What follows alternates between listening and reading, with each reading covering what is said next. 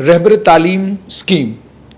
रहबर तालीम स्कीम 1999-2000 साल था जब इस स्कीम को सुषमा चौधरी ने जम्मू कश्मीर में इंट्रोड्यूस किया, और इंट्रोडक्शन के वक्त इस स्कीम का मकसद था देहाती इलाकों में, गांव देहात के इलाकों में जो बंद पड़े हुए स्कूल थे या आतंक के उस साये में जो स्कूल चल रहे थे या जिन स्कूलों को जलाया गया था, उन स्कूलों को दोबारा से ऑपरेशनलाइज करना और उनकी अकाउंटेबिलिटी को इंश्योर करने के लिए गांव के लोगों को उन स्कूलों की जिम्मेदारी देना ताकि टीचर वहां पर वक्त पर जाएं और पढ़ाएं। और उसके बाद यह भी कर दिया गया कि गांव का सबसे पढ़ा लिखा आदमी जो है उस स्कूल में रहबर तालीम लगाया जाएगा।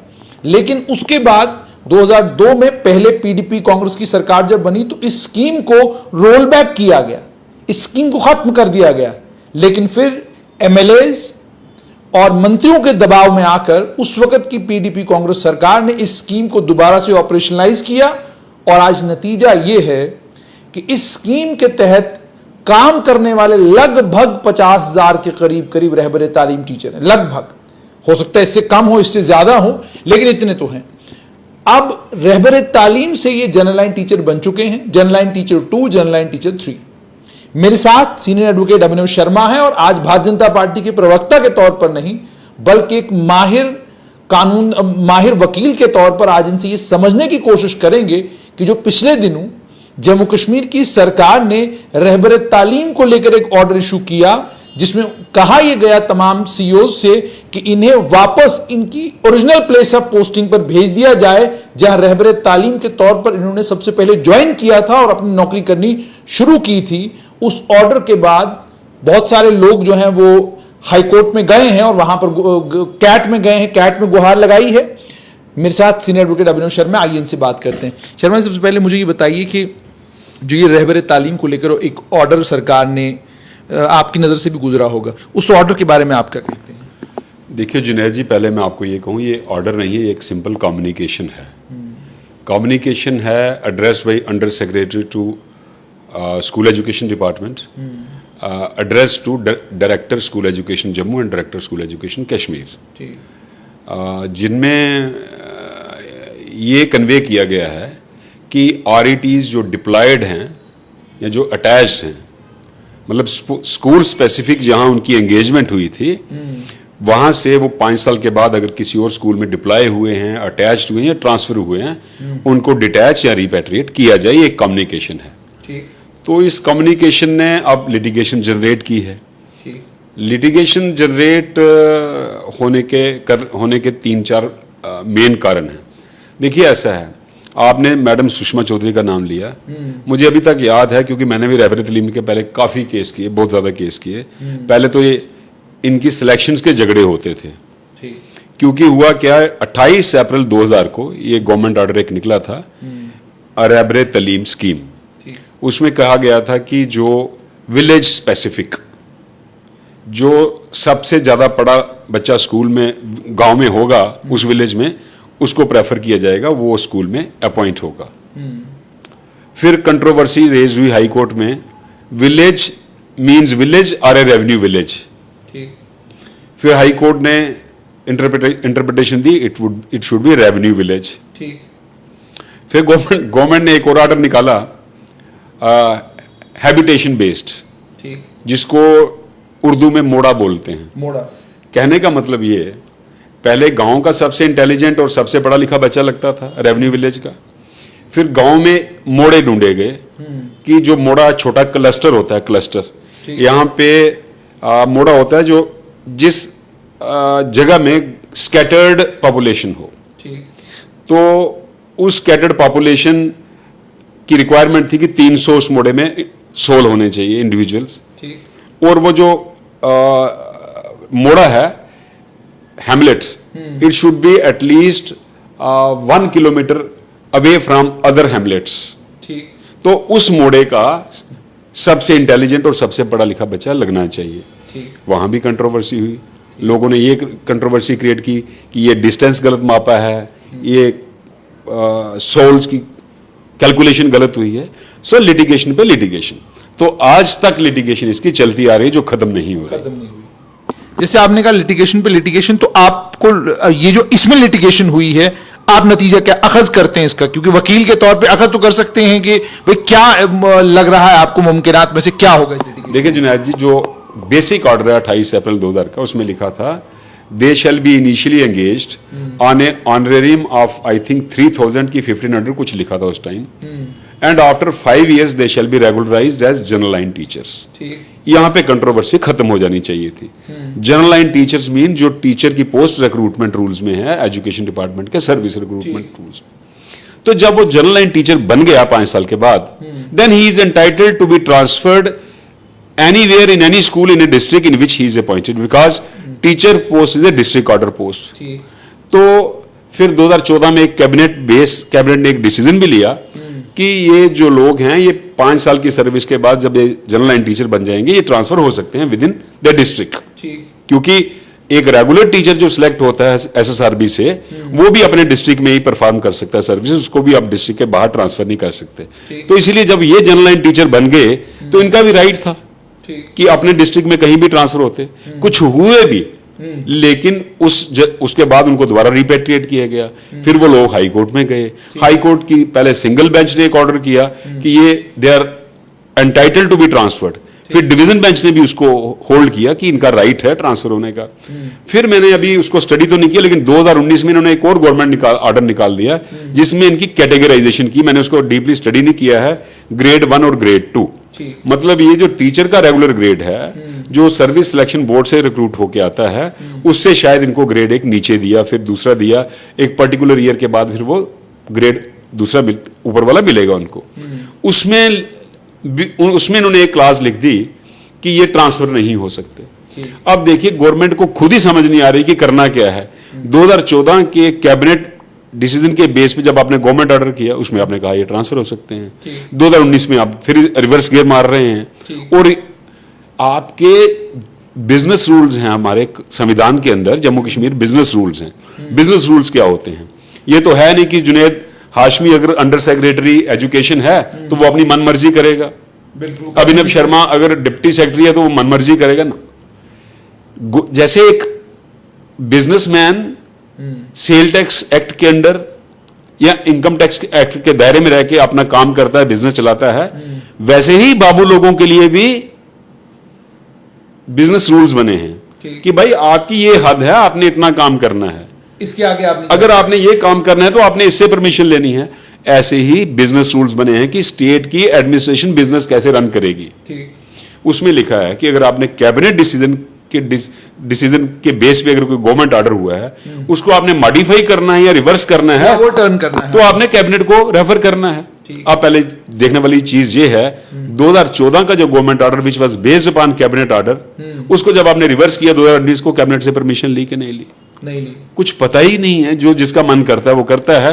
तो इसीलिए आज ये जो कम्युनिकेशन 25 जुलाई की आई है, लोग जिनको रिपेट्रिएट किया गया है, रेबरे तलीम टीचर जो जनरल लाइन टीचर बन चुके हैं, ये लोग उसी 2 कारणों पे, एक वो कैबिनेट बेस्ड गवर्नमेंट ऑर्डर 2014 का और डिवीजन बेंच की जजमेंट जिसमें कहा गया कि ये ट्रांसफरेबल हैं विद इन डिस्ट्रिक्ट, वही ऑर्डर्स लिखा के, वही दिखा के ट्रिब्यूनल्स में मेरे ख्याल में सभी केसेस में स्टे हो गया है ये। हालांकि ट्रिब्यूनल की मैं बात आपके साथ बाद में करूंगा, वहां तो हालत खराब है। अभी मैं किसी सुबह एक वकील साहब से सुन रहा था कि जनाब ट्रिब्यूनल में केस सुनने वाला कोई नहीं, केस सीधा एडजर्न होकर जो है फरवरी 2023 में जा रहे हैं। तो वो कब सुनवाई होगी, क्या सुनवाई होगी, उसकी बात में करूंगा। लेकिन अभिनव जी मुझे ये भी बताइएगा, क्या ये जो रहबरे तालीम टीचर हैं, जब ये जनरल लाइन टीचर बनते हैं, तो जनरल लाइन टीचर में जब इनकी आप सीनियरिटी डिसाइड करते हो, क्या इनकी सीनियरिटी एक अलग तरीके से डिसाइड होती है, और जो जनरल लाइन टीचर एसएसआरबी से आते हैं उनकी सीनियरिटी अलग है, या एक ही सीनियरिटी है, उसमें ऊपर नीचे ये लोग? देखिए, जैसे मैंने आपको पहले कहा, जब ये स्कीम लॉन्च हुई थी 2000 में, 28 अप्रैल 2000, उसमें कहीं नहीं लिखा गया था कि ये ग्रेड 1 और ग्रेड 2 होंगे। सिंपल प्रोविजन था, after 5 years they shall be regularised as general line teacher. अगर तो वही गवर्नमेंट ऑर्डर एग्जिस्ट करता है तो इनकी सीनियरिटी जनरल लाइन टीचर्स के साथ होनी चाहिए। लेकिन चूंकि बीच में 2019 का ऑर्डर आया जिसमें ग्रेड 1 और ग्रेड 2 कैटेगराइज किए गए रेबरे तलीम टीचर्स, इट मींस इनके ग्रेड जो हैं रेगुलर टीचर से नीचे हैं, और सीनियरिटी जो बनती है वो सिर्फ नॉमेनक्लेचर से नहीं बनती कि ये जनरल लाइन टीचर है। No, seniority of a government employ is maintained under rule 24 of Jammu and Kashmir classification control and appeal rules, which says seniority has reference to service. Service कौन सी है? एजुकेशन, सबऑर्डिनेट सर्विस, सर्विस तो same है। Class भी same है, general line teacher हैं। Category भी same है, जनरल लाइन टीचर हैं। And grades, but grades are different. So शायद इसमें मुझे लगता है जो जनरल लाइन टीचर हैं उनकी ये भी शिकायत थी रही होगी कि जनाब हम तो SSRB से आए, सीधा सिलेक्ट होकर हम लोग आए, ठीक है, हम मेरिट पे आए। पूरे स्टेट का मेरिट, हमारा पूरे डिस्ट्रिक्ट का मेरिट कंसीडर हुआ है। ये एक विलेज के मेरिट पे आए हैं, ये एक हैमलेट के मेरिट पे आए हैं। उन्होंने कंट्रोवर्सी क्रिएट की। उसी कंट्रोवर्सी के बाद इनकी ग्रेडिंग हुई, ग्रेड 1 और ग्रेड 2। मतलब आपको यही नहीं पता कि हमारी बेसिक स्कीम क्या थी। आप प्रेशर के अंडर आके काम करते हैं, आप कानून कम देखते हैं, आप संविधान कम देखते हैं, आप पर प्रेशर देखते हैं। मतलब यहां से ज्यादा प्रेशर पड़ा, उसके फेवर में ऑर्डर कर दिया, दूसरी तरफ से प्रेशर पड़ा, एक उनके फेवर में ऑर्डर कर दिया, तो फिर लिटिगेशन तो जनरेट होगी।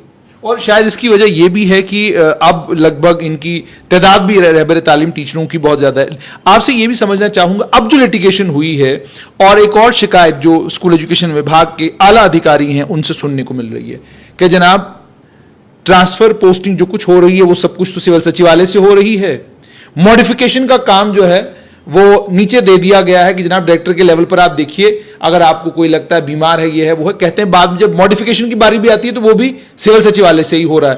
डायरेक्टर स्कूल एजुकेशन कश्मीर और डायरेक्टर स्कूल एजुकेशन जम्मू, इन दोनों के पास ट्रांसफर पोस्टिंग से जुड़ा हुआ कोई कामकाज है ही नहीं। अब अगर पॉलिसी जब बनती है तो जाहिर सी बात है निचले पायदान से आप पूछते हैं कि जनाब ये बताइए हम ये पॉलिसी बना रहे हैं, इसमें हमें क्या करना चाहिए। तो अभिनव जी मुझे ये बताइएगा कि अब क्या जनरल लाइन टीचर्स के लिए जो ट्रांसफर पॉलिसी है वो इन रहबर तालीम पर लागू होगी या लागू नहीं होगी? देखिए, अगर आप बेसिक स्कीम के इंटेंट, पर्पस और ऑब्जेक्ट पे जाएं, जो मैंने 28 अप्रैल 2000 का ऑर्डर दिखाया, उसके मुताबिक सेम ट्रांसफर पॉलिसी होनी चाहिए थी। लेकिन अब चूंकि ग्रेडिंग कर दी, ग्रेड 1 और ग्रेड 2, तो पॉलिसी इनके लिए डिफरेंट हो सकती है। लेकिन अब क्वेश्चन है जो सबसे बड़ा है, तो ये जनरल लाइन टीचर, नाम आप इनको जनरल लाइन टीचर देखते हैं, बीच में एक नाम और दिया RRET, रेगुलराइज्ड रहबर तालीम टीचर्स। मुझे समझ नहीं आ रही आप किस डायरेक्शन में जा रहे हैं। पहले आपने ऑर्डर किया 5 साल के बाद ये जनरल लाइन टीचर होंगे, फिर आपने ऑर्डर किया कि ये ग्रेड 1 और ग्रेड 2 होंगे, फिर आपने किया RRET। मुझे बताइए RRET और जनरल लाइन टीचर में क्या डिस्टिंक्शन है?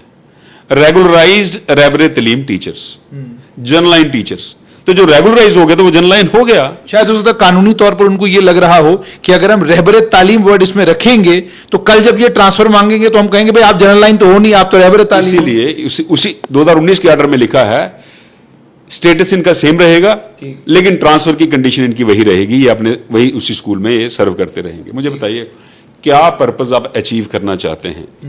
मेरी बात से जनरल लाइन टीचर नाराज ना हो, मैं एक कानून की बात कर रहा हूं। जब आप एक टीचर को अपॉइंट करें, चाहे रहबर तालीम टीचर चाहे जनरल लाइन टीचर, अगर वो सपोज उसकी एज 25 साल है जब वो अपॉइंट होता है, उसने कितनी सर्विस करनी है? 35 साल। 35 साल एक टीचर को एक स्कूल में रखने में आप बताइए एडमिनिस्ट्रेशन का इंटरेस्ट जो है प्रमोट होता है या डिफीट होता है? एक कुर्सी पे अगर मैं 35 साल बैठा रहूं, मेरे वेस्टेड इंटरेस्ट बनते हैं, मैं दादा बन जाता हूं उस स्कूल का, मेरी मन मर्जी चलती है, मैं गलत काम भी करता हूं। इसलिए this is not in the interest of the education department, it is not in the interest of the education of the students, it is not in the interest of the teacher also to keep him posted at a particular school for 30 to 35 years. तो ये policy में basic flaw है और fundamental flaw है। और उसके बाद अभिनव जी एक और चीज है कि बड़ी सारी बच्चियां ऐसी हैं जिनका स्टेटस चेंज हो जाता है कि जब आपकी नौकरी लगी तब आपकी शादी नहीं हुई थी, नौकरी लगने के बाद आपकी शादी हो गई। दूसरा ये आपकी जब नौकरी लगी तब आप बिल्कुल सेहतमंद, तवाना, तंदुरुस्त थे, लेकिन जैसे जैसे आपका वक्त आके गुजरता गया आप बीमार हो गए, अलग अलग मर्जों में मुब्तला हो गए। और कई तो ऐसे जनरल रहबर तालीम में टीचर्स हैं जो कैंसर के शिकार हैं, जो दिल की बीमारी के शिकार हैं, कई बच्चों की शादियां हो चुकी हैं। तो ये सारी कंसिडरेशंस भी क्या आपको लगता है कि सरकार के सामने नहीं है? देखिए, इसमें इन्होंने 3 कैटेगरीज बनाई। एक मैरिज कैटेगरी, एक मेडिकल कैटेगरी, एक सिक्योरिटी थ्रेट। जैसा आपने कहा, सपोज एक किसी की बच्ची या बहन उधमपुर डिस्ट्रिक्ट में आरईटी लगती है, 5 साल के बाद रेगुलराइज भी उधमपुर में होती है, लेकिन उसकी मैरिज कठुआ में हो जाती है, तो इन्होंने एक एक्सेप्शन कार्व आउट की, that teacher can be transferred. दूसरा, अगर कोई मेडिकली अनफिट है, किसी सीरियस डिसीज से वो सफर करता है, तो अगर वो सपोज रियासी के किसी दूर दराज पहाड़ी इलाके में पोस्टेड है, लेकिन उसको रेगुलर ट्रीटमेंट चाहिए जो अवेलेबल है जीएमसी जम्मू में, राइट, वो भी इन्होंने एक्सेप्शन कार्व आउट की। एक कार्व आउट की जिनको सिक्योरिटी थ्रेट है। लेकिन अब फिर मैं वही कहूंगा, मैं बात करूंगा सच्ची, चाहे उसमें जनरल लाइन टीचर नाराज हो, चाहे उसमें रहबर तालीम नाराज हो। अगर मैं सच्चाई की बात करूं, ये पॉलिसी भी मिसयूज हुई। जिसकी जहां चलती थी उसने अपने आप को एडजस्ट करवा लिया। अब इनको लगा कि ये तो मैक्सिमम लोग डिटैच और डिप्लॉय हो गए हैं, let us send them back. इन्होंने भी गलती की। इनको फिल्टर, जैसे अब मैं एक नया कंसेप्ट सुन रहा हूं जम्मू में, जब से ये यूथ सड़कों पे है, FAA, फायर एंड इमरजेंसी सब इंस्पेक्टर्स, अगर धांधली होती है फिल्टर करो। अब मैं भी इनसे सीख रहा हूं, नए कंसेप्ट अब दिमाग में आ रहे हैं, फिल्टर।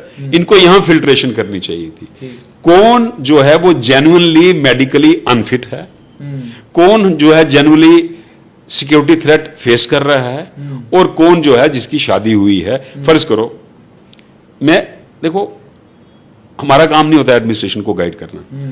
अगर किसी बच्ची की एंगेजमेंट उधमपुर डिस्ट्रिक्ट में हुई और 5 साल के बाद वो उधमपुर में रेगुलराइज भी हो गई, और उधमपुर रेगुलराइज होने के बाद उसकी शादी जो है वो एक एडजेसेंट डिस्ट्रिक्ट में हो गई, एडजेसेंट साथ वाले डिस्ट्रिक्ट में, और साथ वाले डिस्ट्रिक्ट में यहां शादी हुई, उस डिस्ट्रिक्ट का भी नियरेस्ट विलेज जो है वो उधमपुर के बॉर्डर के साथ लगता है। उस बच्ची को आप ना भी ट्रांसफर करें, उसको आप उधमपुर के बॉर्डर पे उसके घर के पास ट्रांसफर करें, तब भी चलता है। बिल्कुल ठीक। ये होती है फिल्ट्रेशन। बिना उसके किए ब्लैंकेट ऑर्डर एक निकाल दिया, हुआ क्या, जो इनका पर्पस था उनको डिप्लॉय कर रिपेट्रिएट करना, वो डिफीट हो गया। कोर्ट ने सभी को स्टे दे दिया। सभी को स्टे दे दिया। जो जहां है वहीं पर रहेगा जब तक केस डिसाइड। कोर्ट ने इसी ग्राउंड पे दिया कि आपने इंडिविजुअल केसेस को असेस नहीं किया, सेग्रीगेशन नहीं की, separating grain from the chef, कौन डिजर्व करता है। अगर सपोज किसी को लाइफ कंज्यूमिंग डिजीज है, किसी की कीमो होनी है, वो कीमो कहां होगी? जीएमसी में होगी या जम्मू में होगी। अब वो दराल में तो उसकी कीमो नहीं होगी, किश्तवाड़ में और डोडा में एक गांव है कोटी गांव, आप ही के डिस्ट्रिक्ट है, तो वहां कहां कीमो होगी। तो ये इनको इंडिविजुअल केसेस डील करने चाहिए। लेकिन अभिनव जी, मुझे ये बताइएगा कि आपने ये तो तमाम कानूनी बातें बता दी, लेकिन क्या आपको नहीं लगता कि सरकार के लिए सरल ये है कि रहबर तालीम स्कीम 5 साल के बाद जब एक टीचर रेगुलराइज हो गया, आपके इंटरेस्ट में भी यही है कि एक ही ट्रांसफर पॉलिसी बनाएं, जिस ट्रांसफर पॉलिसी को अगर आप मान लीजिए जनरल लाइन टीचर नाराज होते हैं तो उनके लिए अलग बनाइए, रहबर तालीम के लिए अलग बनाइए, मगर आपको नहीं लग रहा सेग्रीगेशन करना और ट्रांसफर का अधिकार जो है ये सभी का सामान्य अधिकार है, या आपको ये लगता है कि आरईटी का अधिकार कम है और जनरल लाइन टीचर का अधिकार ज्यादा है, क्योंकि जनरल लाइन वाला जो है वो एसएसआरबी के थ्रू आया और आरईटी जो है ये गांव के मेरिट से आया? क्या इस दलील को कोर्ट मानेगा? देखिए, पर्पस जो था आरईटी को एंगेज करने का वो ये था कि उसकी स्कूल में अवेलेबिलिटी हो। कई बार क्या होता था, सिटी के टीचर जो हैं वो दूर दराज के इलाके में आज भी नहीं जाते, वो नहीं जाते, मेडिकल लीव अप्लाई कर देते हैं। कई जगह तो सुनने में ये भी आया है, मैं किसी का नाम नहीं ले रहा हूं, कोई इंडिविजुअल केस की बात नहीं कर रहा हूं, ये जनरल हर एक डिपार्टमेंट में है, सिर्फ एजुकेशन में नहीं है, एजुकेशन में ज्यादा था। सैलरी का कुछ पार्ट किसी को दे देते थे, तो वो वहां पे जाके पढ़ाता था। बिल्कुल, ये भी हकीकत। बाकी डिपार्टमेंट्स में भी है, लेकिन वहां पे क्योंकि बाकी डिपार्टमेंट में कार्डर स्ट्रेंथ कम है, ऐसे केसेस कम है, वहां आइडेंटिफाई हो जाते हैं या आइडेंटिफाई नहीं होते। अब आइडिया ठीक था कि अगर गांव का लगाया तो वो अवेलेबल रहेगा वहां पे। लेकिन 5 साल के बाद जब वो जनरल लाइन टीचर बन गया, जनरल लाइन टीचर बन गया, तो उसका राइट तो है ट्रांसफर सीक करने का। फिर आप 5 साल में वो स्कूल खड़ा हो जाता है। अगर वो टीचर 5 साल में वो स्कूल खड़ा नहीं कर सका तो स्कूल ही बंद कर देना चाहिए आपको, स्कूल ही बंद कर देना चाहिए। अब देखिए, मैं तो ये बात आपको पहले भी कह चुका हूं, अब दोबारा कह रहा हूं, इसमें बेसिक फ्लॉ है कि आप, अगर आपका ऑब्जेक्ट ये था कि टीचर की अवेलेबिलिटी रहनी चाहिए वहां पे, महीने में जितने वर्किंग डेज हैं वहां पे सभी वर्किंग डेज पे, वो ठीक है। लेकिन आप इसके साथ साथ ये भी मद्देनजर रखिए कि एक टीचर जिसको आप 23 या 24 साल के एज पे एक स्कूल में एंगेज करते हैं और 60 साल तक आप उसको वहीं रखेंगे, वो उस स्कूल का मालिक बन जाएगा, बिल्कुल, वो उस स्कूल का डायरेक्टर बन जाएगा, टीचर नहीं रहेगा, उस गांव का भी सरपंच बन जाएगा। और वो इधर ऐसा हुआ है, 2-2, 3-3 भाई बहन एक ही स्कूल में RET लगे। मैं एग्जांपल दूं आपको, मैंने केस डील किया है। 3 भाई बहन एक ही स्कूल में, एक भाई और एक उसका जीजा, एक ही स्कूल में, एक ही स्कूल में। सिस्टर ने जब एलिजिबिलिटी ली RET एंगेज होने के लिए, उसकी शादी कहीं पंजाब में हो गई थी। अब उन्होंने क्या किया, वो उसकी शादी छुपाई, क्योंकि जीजा जो है वो जोनल रिसोर्स पर्सन भी कोई होता है, वो भी उसी डिस्ट्रिक्ट, उसी जोन में था। दोनों ने अपनी, उसने, जीजा ने अपनी साली और भाई ने अपनी सिस्टर वहां एंगेज करवा दी, और जो डिजर्विंग बच्ची थी उसको एंगेजमेंट नहीं दी।